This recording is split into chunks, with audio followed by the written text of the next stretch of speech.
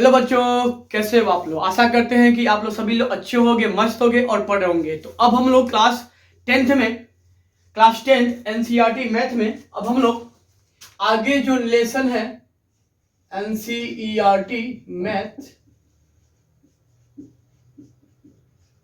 For class tenth. तो देखिए ना, इसमें अब हम लोग लेसन जो है सबसे आसान प्रोबाबिलिटी हम लोग इसको स्टार्ट करने जा रहे हैं कि प्रोबेबिलिटी क्या होता है। ठीक है ना। तो बच्चे देखो, इसकी हिंदी होती है संभावना। क्या होती है? संभावना, है ना। या इसको बोलते हैं प्रायिकता। ठीक है।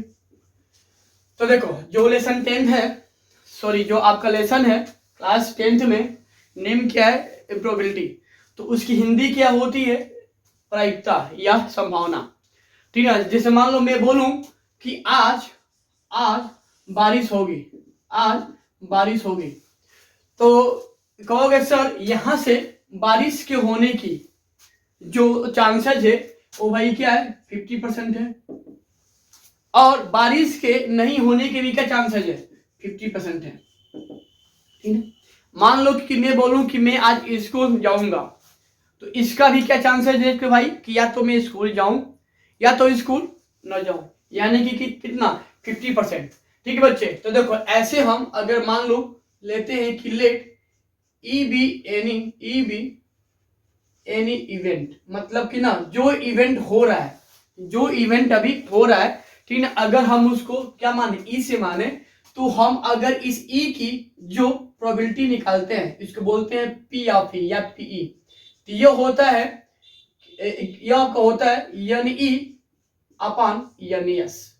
क्या होता है? यन ई अपान यन एस। यही तुम्हारा प्रोबेबिलिटी का क्या होता है? फार्मूला होता है कि पीई बराबर यन ई अपान यन एस। देखो, जहां पे जो आपके यन ई है, ठीक है ना, वो तुम्हारे क्या है? तो इस इवेंट का टोटल नंबर, यानी कि नंबर ऑफ इवेंट ई। मतलब देखो, इसको ऐसे भी आप बोल लो क्या? Total number of happening event E. Happening of number of, यानी number of happening of event E. कि भाई देखना, जो ये इवेंट है ना, वो कितने टाइप में हो रहा है, तो उसका आपका जो नंबर है यानी होता है। और जो आपका यस है, ये आपका होता है टोटल आउटकम। क्या होता है? टोटल पॉसिबल आउटकम होता है। ठीक है ना बच्चे। कि मतलब ना कि वो जो घटना हो रहा है, ठीक ना, वो कितने रूप से हो रहा है, ठीक ना, उसमें हम जो इवेंट, जिस चीज की प्रोबेबिलिटी फाइंड करनी होती है, उसका हम अगर नंबर निकालें तो उसको लिखते हैं यानी ई से। ठीक ना। तो यहां से पीई के लिए जो आता है फॉर्मूला, वह आपका क्या होता है? यानी ई अपान यन एस। ठीक है। और बच्चे थोड़ा एक चीज और जानो। देखो ना, अगर पीई, अगर मुझे किसी इवेंट ई की प्रोबेबिलिटी अगर फाइंड करनी है ना, तो देखो हमेशा वो या तो 1 होगा या क्या होगा? 0 होगा, या 1 से छोटा होगा, या भाई क्या होगा? 0 से बड़ा होगा। यानी कि किसी भी इवेंट की जो प्रोबेबिलिटी होती है वो 0 और 1 के बीच में होती है। वह कहीं कहीं देखो, या इसको ऐसे भी भाई हम बोल लेंगे क्या जी, कि पीई 0 और 1। ठीक है ना। तो ऐसे भी साहब आपका होता है। ठीक है। और अच्छा, और देखो इसमें कुछ और आता है फैक्ट कि देखो, अगर किसी इवेंट की प्रोबेबिलिटी 0 आती है, तो उस इवेंट को बोलते हैं event E is called impossible event. ठीक है ना। और अगर देखो ना, अगर किसी इवेंट, ये मान लो इवेंट तुम्हारा ई है, अगर उसकी प्रोबेबिलिटी 1 होती है, ठीक है ना, तो इसको हम भाई बोलते हैं श्योर इवेंट। क्या बोलते हैं? Sure event. मतलब कि वो जो है इवेंट पक्का आपका हुआ होगा या हो रहा होगा। तो यह था आपका छोटा सा प्रोबेबिलिटी के बारे में।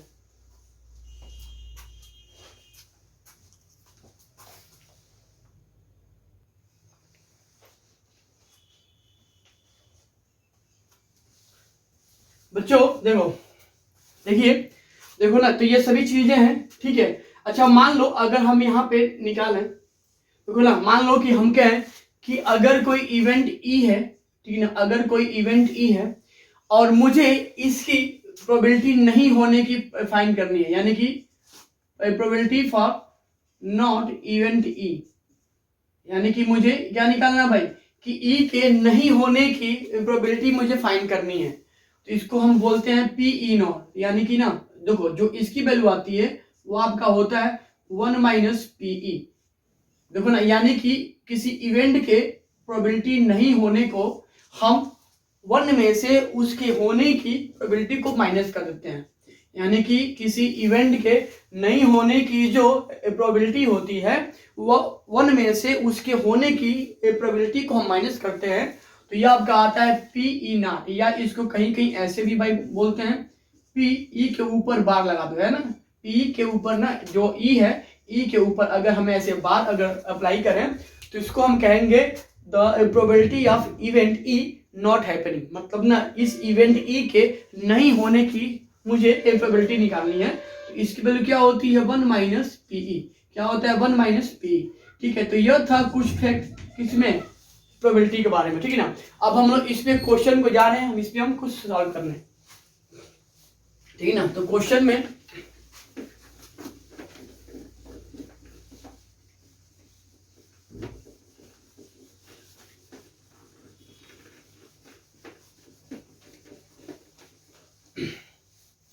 अच्छा बच्चे है ना, थोड़ा सा इसमें एक और जानो।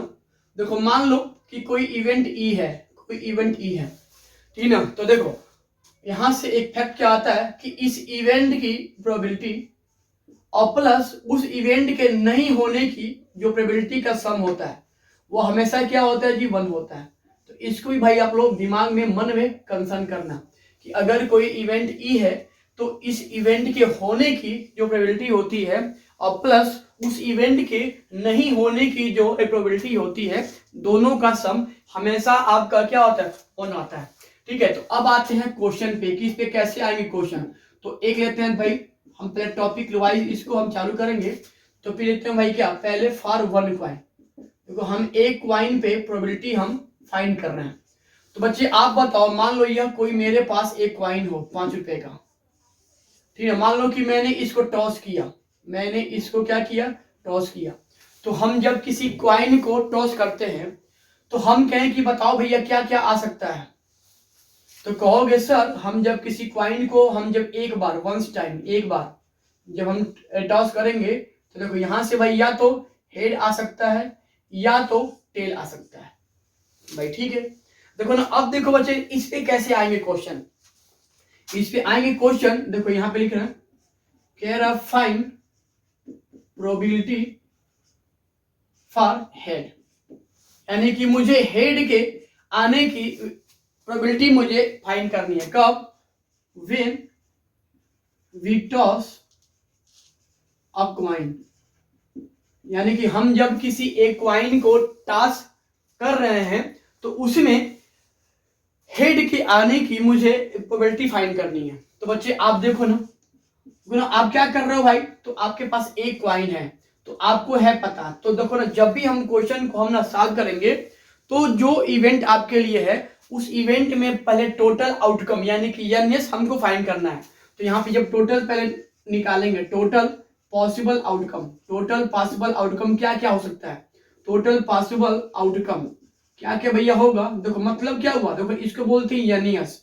देखो इस एनएस का मतलब क्या हुआ कि भाई हम जब एक क्वाइन को जब हम टॉस करेंगे तो मुझे क्या क्या आएगा मिलेगा। तो देखो ना, मुझे एच मिल रहा है और टेल मिल रहा है, यानी कि हेड और टेल मिल रहा है, तो इसी को बोलते हैं टोटल पॉसिबल आउटकम एनएस। तो बच्चे देखो ना, हम जब इनको एक सेट में जब हम इनको एक सेट में लिखते हैं तो वही तुम्हारा क्या होता है एनएस की वैल्यू। तो देखो यहाँ पे भाई क्या हो जाएगा, हेड और तुम्हारा एक आ जाएगा टेल। तो यानी यहाँ से मुझे इसका जो टोटल नंबर है जब हम एक क्वाइन को टॉस करेंगे तो मुझे 2 आउटकम मुझे मिल रहा है, ठीक है, ठीक है बच्चे। अच्छा अब भाई देखो यहाँ पे मुझे प्रोबेबिलिटी फॉर एच फाइंड करना है, ठीक है ना। तो देखो तो यहाँ से भाई क्या होता है फार्मूला आपका, तो फार्मूला आपका था क्योंकि यानी ई बराबर क्या था जी, तो देखो सॉरी अब था आपका पीई बराबर भाई क्या था यानी ई अपान एन एस, क्या था, पीई बराबर एन ई अपान एन एस। देखो मतलब ना कि देखो आप जिस इवेंट की प्रोबेबिलिटी फाइंड कर रहे हो तो उस टोटल में उसकी पहले संख्या आपको फाइंड करना होगा। तो देखो यहां से हम अगर क्या निकालें तो number of head, number of head. तो बच्चे आप बताओ, देखो ना इस एक क्वाइन के केस में देखो कि यहाँ पे हेड कितनी बार आ रहा है। तो देखो तो यहाँ पे हेड तुम्हारा खाली क्या आ रहा है, एक बार आ रहा है ना, तो यानी कि यहाँ से नंबर ऑफ हेड तुम्हारा क्या हो जाएगा 1, ठीक है ना। And that this is NS यानी 2। तो देखो यहाँ से हम जब अगर प्रोबेबिलिटी फॉर ए हेड अगर फाइंड करें, यानी कि एक हेड आने की मुझे प्रोबेबिलिटी निकालना है, तो क्या होगा जी, number of head upon NS, number of head upon NS.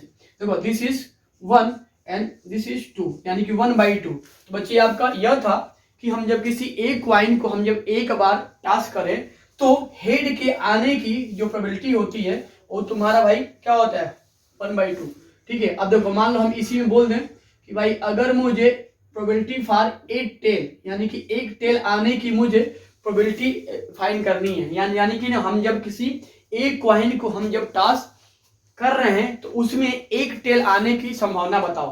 तो बच्चे देखो पहले हम इस एक टेल का एक क्वाइन के टोटल आउटकम में हम इसका नंबर खोजेंगे, यानी यहां से नंबर ऑफ ए टेल। तो बच्चे आप बताओ हम जब किसी एक क्वाइन को टास्क कर रहे हैं, ठीक है ना, तो इस एनएस में कितने टेल मिल रहे हैं। तो देखो तो केवल मुझे एक टेल मिल रहा है, तो यानी यहां से नंबर ऑफ 1 टेल कितना है भाई 1। और देखो लिखो क्योंकि एनएस बराबर भाई क्या था जी 2। तो देखो यहां से हम अगर प्रोबेबिलिटी फॉर 1 टेल अगर फाइंड करें तो क्या होगा जी, number of 1 tail upon NS, 1 tail upon NS, ठीक है ना। और देखो यहां से हम अगर इसको सॉल्व करेंगे आगे की तरफ, तो देखो यहाँ पे नंबर ऑफ 1 टेल कितना है 1, और तुम्हारा ये क्या है नंबर ऑफ एनएस कितना है 2, यानी कि 1/2।